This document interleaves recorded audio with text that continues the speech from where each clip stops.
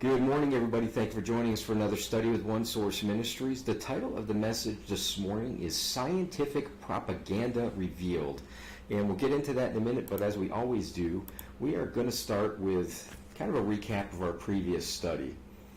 We talked about the breakdown of society and how it all started with moral relativism, but not just moral relativism that we're experiencing today, but we took it all the way back to creation and how moral relativism really was evident in the Garden of Eden when the serpent tried to deceive Eve. And the problem with moral relativism is that it's not bound to any anchor of truth. Ultimately, perception becomes your reality. Nobody has one right path to knowledge or truth. Everybody kind of makes it up as they go along. And we're going to see how that fits in perfectly with what we're going to talk about this morning.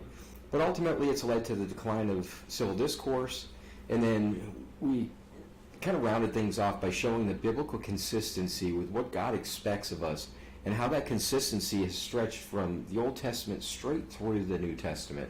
That God does not change, that He expects us to be holy as He is holy. From start to finish, that's what He wants of us. And how if we don't make room for that, it leads to societal decay. That's the bottom line. Again, we're going to see how all of that plays into what we're talking about this morning because, again, the title of this message is Scientific Propaganda Revealed. And as we go through the study, that it didn't come out this week, but it was publicized this week. As we go through what this study reveals, you're going to see how there's certain people in the scientific community that absolutely have to be reacting like that guy in the picture. They just want to pull all their hair out and scream, no, we can't be wrong, because it unravels everything that the foundations of evolution are founded upon. So let's get into it. The groundbreaking DNA study was entitled, Why Should Mitochondria Define Species? And it was spearheaded by Dr. Mark Steichel of the Rockefeller University in New York. He's a specialist in DNA barcoding. And Dr. David Thaler, who is from the University of Basel in Switzerland, and he's a specialist and teaches genetics and microbiology. So those are the two people that are responsible for this study. And we're going to go through the basics of what they found and how it just makes you want to scratch your head as to how they can't see the truth. But here's the bottom line. I don't blame the true believers in science for not being able to recognize the truth. And you'll see why at the end of the message. So we're going to first start off with the bias of science, specifically with regard to species and mitochondria. The article, you can find this article, it's not the study, but you can find this article referring to the study at physics.org, and I have the link to it right there on this slide. But it starts off stating, why should mitochondria define species? Relies largely on the accumulation of more than 5 million mitochondrial barcodes from more than 100,000 animal species assembled by scientists worldwide over the past 15 years in the open access GenBank database maintained by the U.S. National Center for Biotechnology Information, if I could spit the words out. So they went to a central databank that everybody has access to, and they looked at 5 million mitochondrial barcodes from 100,000 animal species. Okay? Keep that in mind. It was a very broad study. Here's the basics. The genome, this is explaining how they came about and what mitochondria is. The genome, made up of DNA, is constructed with 4 types of molecules arranged in pairs. And basically, when you look at studies of DNA, it's represented with 4 letters. And those letters are basically put in different series so that it tells the body what to create. It tells the organism what to create, okay? So it's constructed with 4 types of molecules. In humans, there are 3 billion of these pairs grouped into about 20,000 genes. But all animals also have DNA in the mitochondria, which are the tiny structures inside each cell that convert energy from food into a form that cells can use. So within each cell are these little substructures that convert energy to food, or food energy. Mitochondria contains 37 genes, and one of them, known as COI, is used to do DNA barcoding. So they're basically trying to very quickly explain, okay, what is mitochondria, how does it work, and how does it apply to what we're doing? They drilled down and said this little component of each cell within the body, whether it's a human being or an ape or a fish, each one has these mitochondria that tell a significant thing about this organism. That's how they do the DNA barcoding. Unlike the genes in nuclear DNA, which can differ greatly from species to species, all animals have the same set of mitochondrial DNA, providing a common basis for comparison. So if you're looking at deer, doesn't matter what type of deer it is, they're all going to have the same type of mitochondrial DNA. All human beings, it doesn't matter what your race is, have the same mitochondrial DNA. Okay? So that's the core of their study. Around 2002, Canadian molecular biologist Paul Hebert, who coined the term DNA barcode, figured out a way to identify species by analyzing the COI gene. The mitochondrial sequence has proved perfect for this all-animal approach because it has just the right balance of two conflicting properties, Thaler said.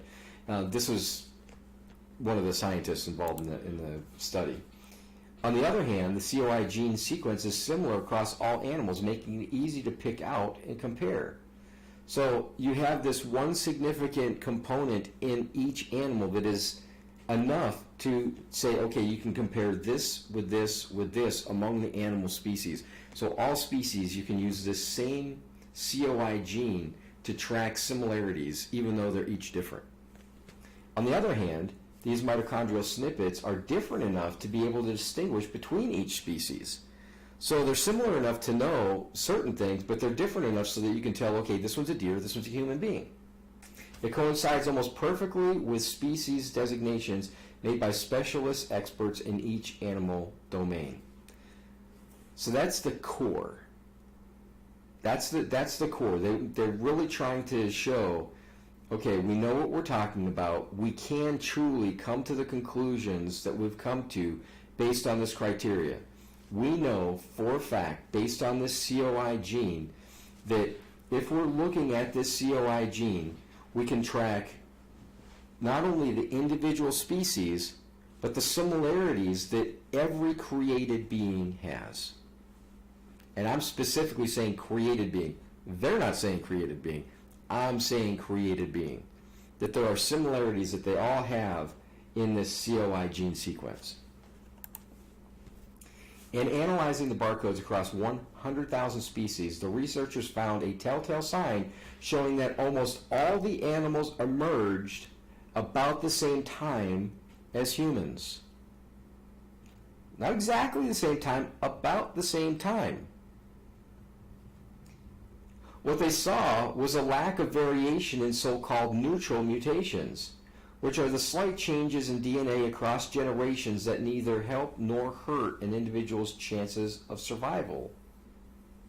So that's the first hint that the underlying driver of evolution is trying to fall apart in their study, because it neither helps nor hurts an individual's chances of survival. But I thought evolution was based on survival of the fittest, only the strong survive. In other words, they were irrelevant in terms of the natural and sexual drivers of evolution. So these COI little gene parts, the things that help them create the DNA barcode, are so specific that they kind of negate the whole concept of evolution. Okay, that's the first thing that's really important about this study. How similar or not these neutral mutations are to each other is like tree rings. They reveal approximate age of a species. So they can tell by looking at these things that are so similar that it negates the whole concept of evolution. They can tell by looking at these specific markers how old something is. Kind of like the rings of a tree. Which brings us back to the original question. What did the overwhelming majority of species in existence today, or why did the overwhelming majority of species in existence today emerge at about the same time? They're scratching their heads. They're wondering what in the world is going on. We're doing this study. We fought against it. It's one of the things I didn't put in here, but he fought against the results. The Steiker, I forget his name. I should say it's important to me, but you guys saw his name at the beginning. One of the things that he said as he was going about the study is he fought against the results, but the results are the results. He couldn't fight against them. He fought as hard as he could, but he still had to come to the conclusion that they came to. So let's continue on. And I'm putting this in the highlights because this is the important part of the article. Why did the overwhelming majority of species in existence today emerge at about the same time? Here's the explanation. And this is by Jesse Ausubel, who is the superior to Dr. Steichel. Okay? Environmental trauma is one possibility, explained Jesse Ausubel, director of the program for the human environment at the Rockefeller University. In these periods, it is easier for genetic innovation to sweep the population and contribute to the emergence of a new species. Let that sink in just for a second. Because of these disruptions, these specific periods, it's easier for genetic innovation to sweep in the population and contribute to the emergence of a new species. It's not the mutations over millions and billions of years. It's these mass events that allow for or contribute to the emergence of a new species. The simplest interpretation is that life is always evolving. It is more likely that at all times in evolution, the animals alive at that point arose relatively recently.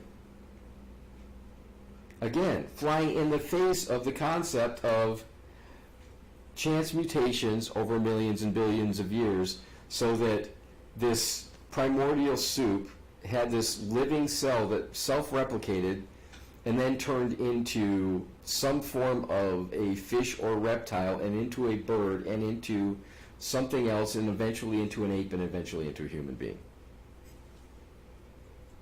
But at the same time, we're ignoring the fact that that same single-celled organism would have had to evolve into a flower and into a tree. And I mean, come on. So, right here, they're saying that it's more likely that the animals that are alive at any point arose relatively recently. In this view, a species only lasts a certain amount of time before it either evolves into something new or goes extinct.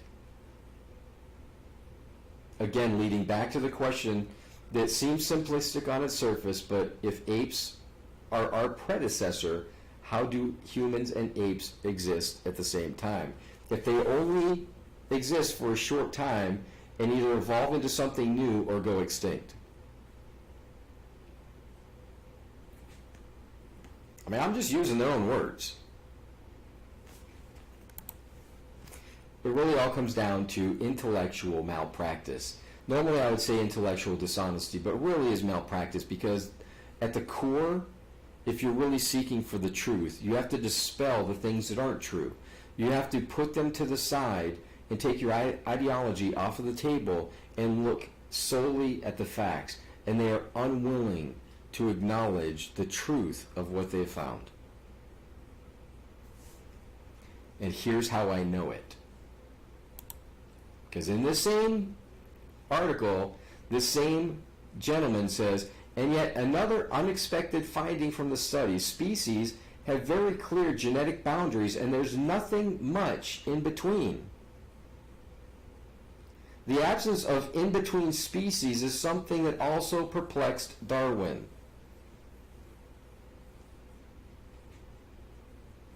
So they're admitting that based on this DNA barcode study, as they look at the origins and how all of these animals just happen to seem to come together and populate the earth at the same time, there's also another thing that they discovered, and that there's nothing in between the boundaries of these species. They all have their own specific genetic boundaries. Remember that COI gene that's inside of the mitochondria, they said specifically it's broad enough, it's general enough to identify, like tree rings, the age, but they're specific enough to be able to tell the difference between the individual species. And within these individual species, they're saying, we've examined over 100,000 different species and we're finding that there's no in between.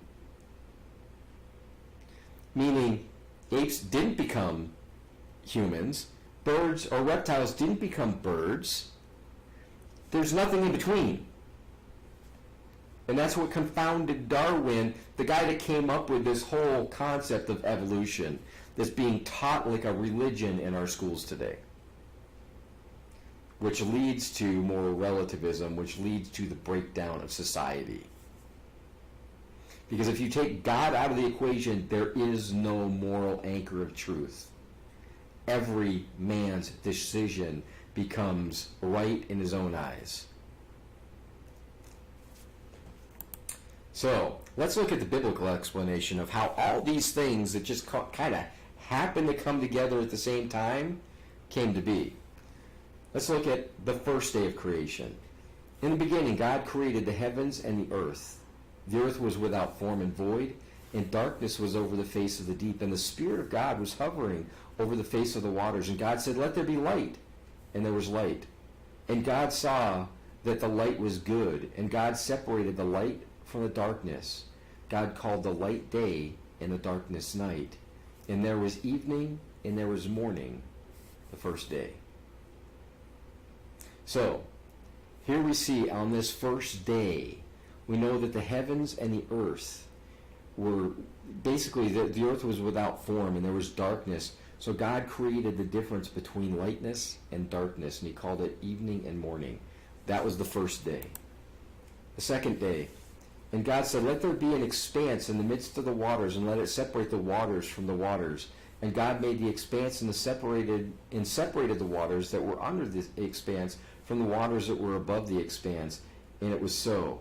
And God called the expanse heaven. And there was evening and there was morning, the second day. So now we know that the earth has been created, and now there's been a separation of the waters. And he created a difference between heaven and earth. The waters above and the waters below. Day 3. And God said, "Let the waters under the heaven be gathered together into one place, and let the dry land appear."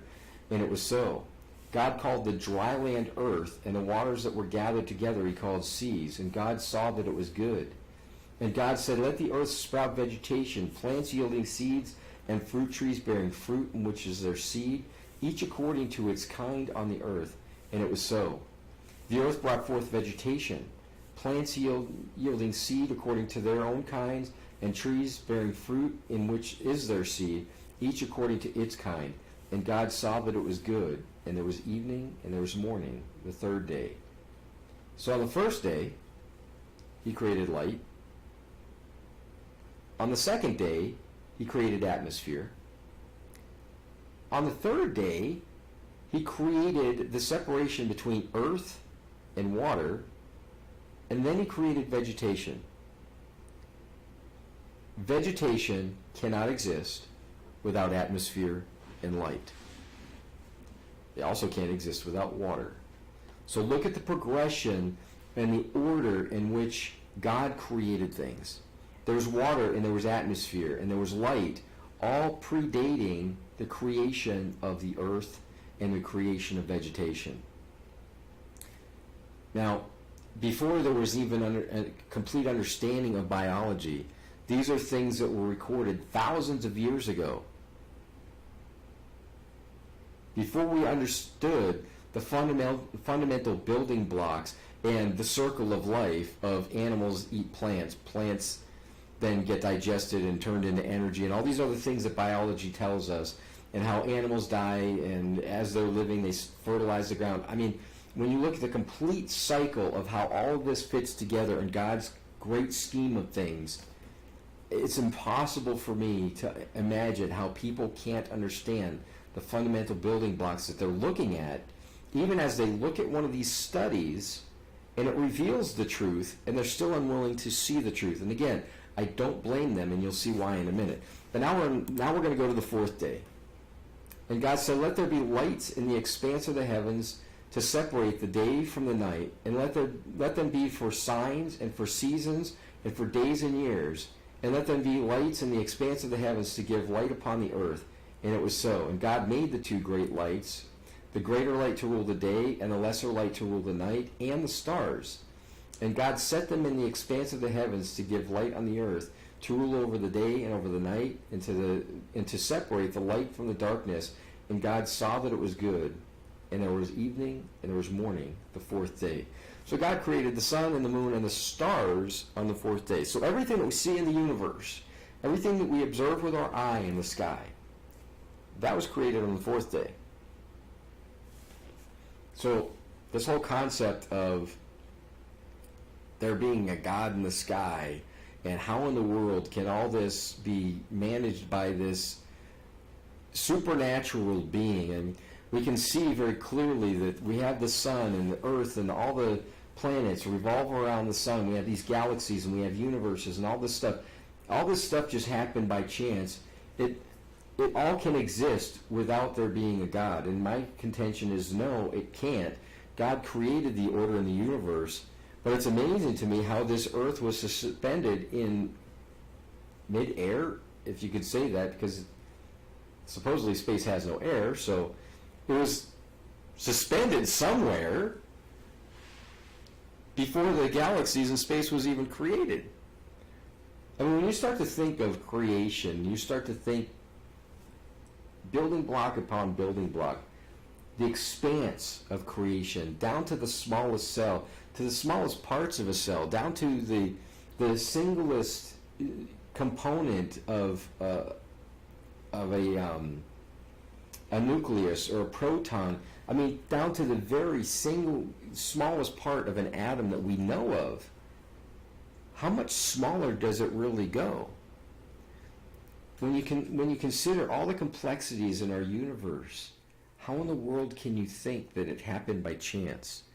I did a study a while back that talks about the significance of just one little aspect of creation, in that God compares himself to it, and that's being light. And we looked at the dynamics in physics and how the aurora borealis itself really fully demonstrates God from the very foundations of creation. And yet, when you look at how they try and explain all the different components of that, they fall so short because they can't explain it. They know that certain components exist, or at least they explain them to exist, but they aren't willing to realize that maybe that one single missing component is God himself. I'm not going to get into that study right now, but I just want to make you understand that the complexity of creation is on full display for us to go and explore, but we need to put the emphasis where it belongs, on the fact that there is intelligent design in all of it. So let's continue on to the fifth day. And God said, let the water swarm with swarms of living creatures, and let birds fly above the earth across the expanse of the heavens. So God created the great sea creatures and every living creature that moves, with which the waters swarm according to their kinds, and every winged bird according to its kind. And God saw that it was good. And God blessed them, saying, be fruitful and multiply, and fill the waters in the seas, and let birds multiply in the earth. And there was evening and there was morning, the fifth day. So here we see the building blocks of creation. First, we have the light and dark, and then we have water and atmosphere. Then we have all the swarming, I shouldn't say swarming, I'm looking at the screen and seeing the word swarming, but all the living things that were created, the plant life. And then we had living creatures that would feed on that plant life, that would fly in the air and swim in the water. And then the sixth day. This is the key to the study. And God said, let the earth bring forth living creatures according to their kinds, livestock and creeping things and beasts of the earth according to their kinds. And it was so. And God made the beasts of the earth according to their kinds, and the livestock according to their kinds, and everything that creeps on the ground according to its kind. And God saw that it was good. And God said, let us make man in our image, after our likeness, and let them have dominion over the fish of the sea, and over the birds in the heavens, and over the livestock, and over all the earth, and over every creeping thing that creeps on the earth. So God created man in his own image. In the image of God he created them, male and female he created them. So here we see, on the fifth day, he created birds and fish. On the sixth day, he created every other living being on this planet. Do we start to see how, when they look at a study of DNA barcodes and the mitochondria that's present in every living cell, the very thing that turns food into energy so that the thing can actually live and breathe, that common building block that they all have, how they all seem to come around at about the same time?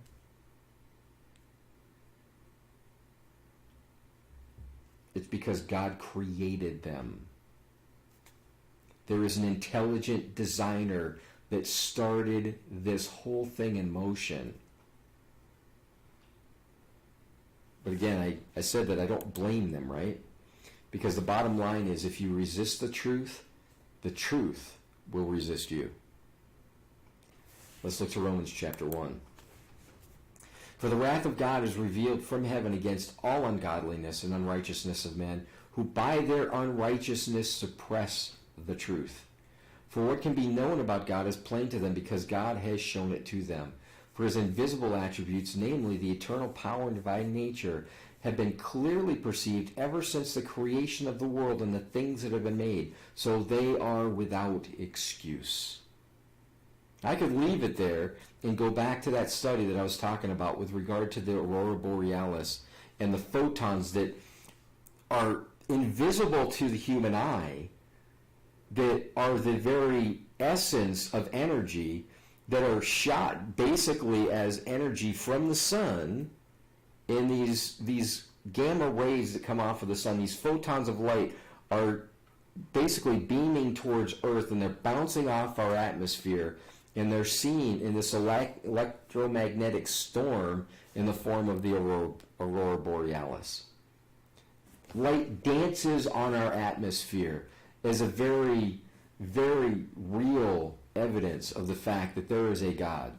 Again, going back to the Bible, where it says specifically over and over again, it's a comparison of God being light. And when you can look at the comparison of how each one of the people that gives eyewitness testimony of what they saw as they were in the throne room of God, and they saw God sitting on the throne in this emerald dance of light that's kind of like a rainbow of light that shines around him. When you compare that and you compare it to the aurora borealis, it's the same type of light dance that you see. Same color scheme even, that emerald green color that you see.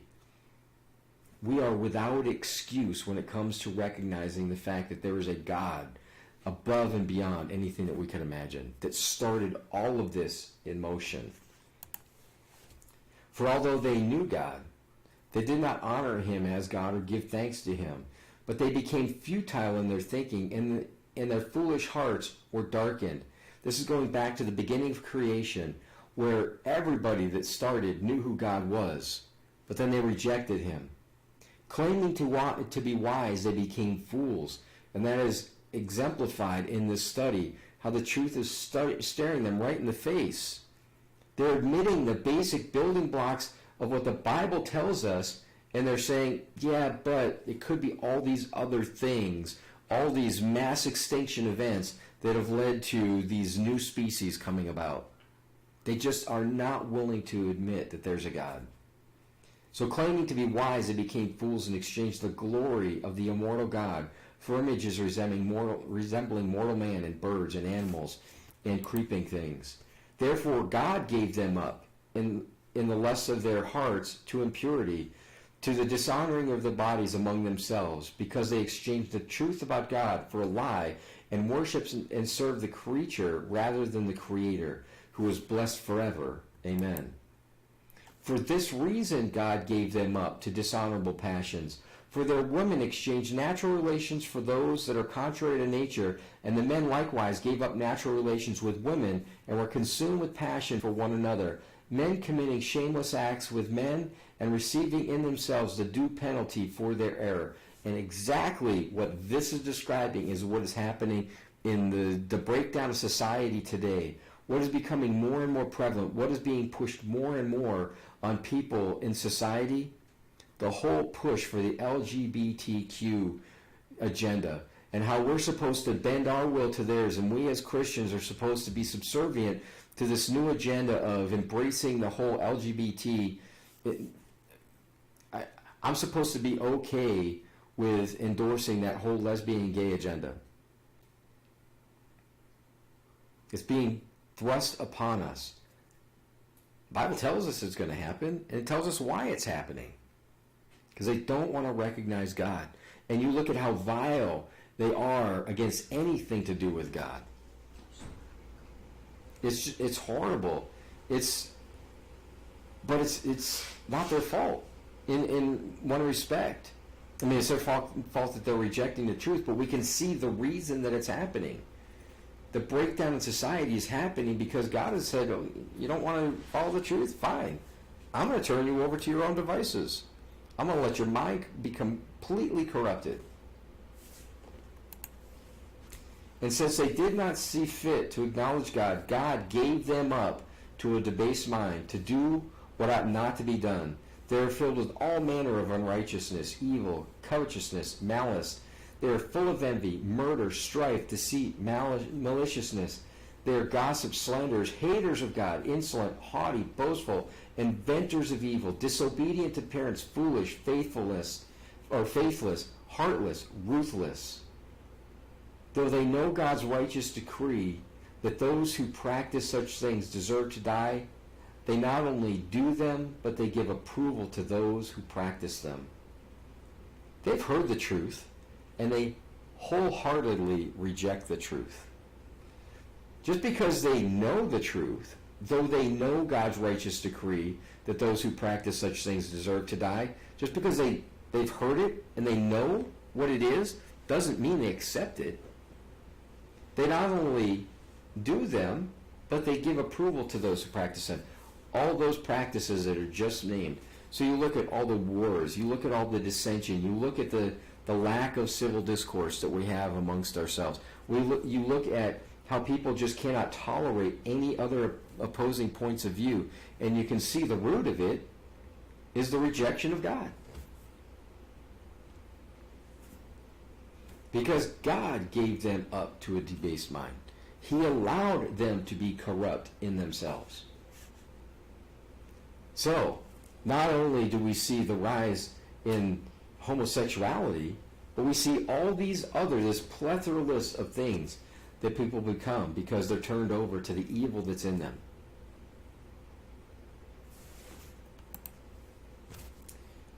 My encouragement is, don't let that happen anymore.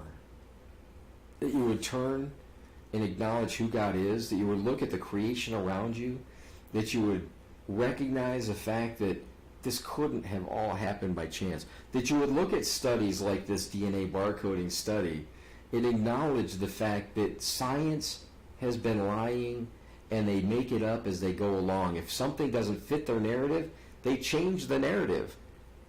Now it's not, we've progressed over millions and billions of years with these small mutations along the way. No, it's because of these major life extinction events that life has radically changed, and it's swept in this availability for species to change. It has to be because of these major extinction events. They make it up as they go along. No, there's a reason why things go back to a specific date. And here's my prediction of what's going to happen along the way. Somebody's going to have to recognize the fact that Science, the way they've understood it, falls on its face. Their theories are unsupportable. So somebody's going to have to come along and shake the scientific community and make them realize there is intelligent design. And when they come to that point of realization, they're going to have to weed through all of the different world religions that claim that there is a God that started it all. And they're going to have to say, which one do we follow? If we know this to be true, and now we can prove through science that there is intelligent design. It started at one point in time. And God, there has to be a God that started it all. Which God do we follow? And I am guaranteeing you right now, it's not going to be the God of Christianity and the God of the Jews. It's going to be the God of the Muslims, because the Muslims claim to predate everything, that they are the only truth. They embrace Christianity, kind of. They embrace Judaism, kind of. But they all claim to go back to Abraham, with Abraham being the founder of their relation, or their religion.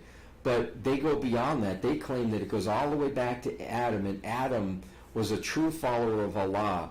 And all these people along the way, they've gotten it kind of right in some of the practices, but they've gotten it kind of wrong, and Muhammad had to come along to set the record straight. Mark my words, if scientists finally comes to that realization, and I can see that happening, it will be Allah that they promote, not Yahweh. Not Jehovah God of the Bible, not Jesus Christ. It will be Allah. Mark my words. But we don't follow Allah. We don't follow the Islamic way. We follow the teachings of Jesus Christ, who said, I am the way, I am the truth, I am the life. Nobody comes to the Father, meaning Jehovah God, the God of the Israelites. Nobody comes to the Father unless they come through me. God sent him as a final sacrifice for sin. We studied that in brief last week, that there was a system set up in the Old Testament where God said, be holy, and here are the things that I ordained for you to show that you're a true follower of me. He set up a sacrificial system, and he set up festivals and certain ordinances that we should follow, and one of those being the law, the Ten Commandments, and the things that are associated with it. He set up a system in the Old Testament, and Jesus didn't come to wipe it out. He came to refresh it and say, all these things that were created in the Old Testament, they were kind of a foreshadowing of what was to come. I'm here to fulfill these things. I am the final sacrifice. There's no need for these things anymore. Paul talks about it. Peter talks about it. Jesus died once and forever for the forgiveness of all men, so that we could have right relationship with God. And if we accept the fact that he did that for us, and we accept our need for forgiveness, and we say, Lord Jesus, please forgive me. I want to understand who you are, and I want to become your follower. We are made instantly right in God's eyes. That's why we close every study with communion, in remembrance of his death and his sacrifice and his resurrection. Because if he stayed dead, the power of his message isn't there. It's only because of his resurrection and his power over death, hell, and the grave that we have a reason to celebrate. So as we close every Sunday, we are going to take the emblems that he designed for us to remember him with in the upper room. We know that he took the bread and he broke it, and he gave it to his disciples, and he said, this is my body which is broken for you. Take and eat. So in remembrance, we eat.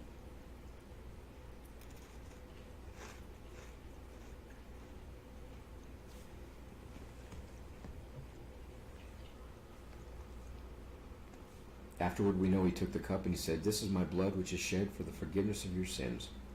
Take and drink. So we drink.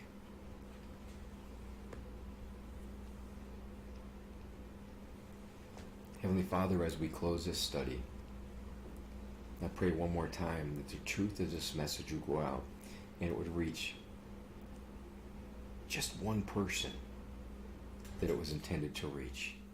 If more than that, fantastic. But that it would reach one person with the truth of who you are, and that science doesn't refute it, it confirms it. if people would just be willing to open their eyes and look at what science truly reveals. Lord, let your Spirit speak to them. Speak words of truth and life so that it will change them from the inside out. I ask this in your precious and holy name. Amen. Thank you for joining us. This has been another study with One Source Ministries. Join us again next week as we continue to study the Word of God.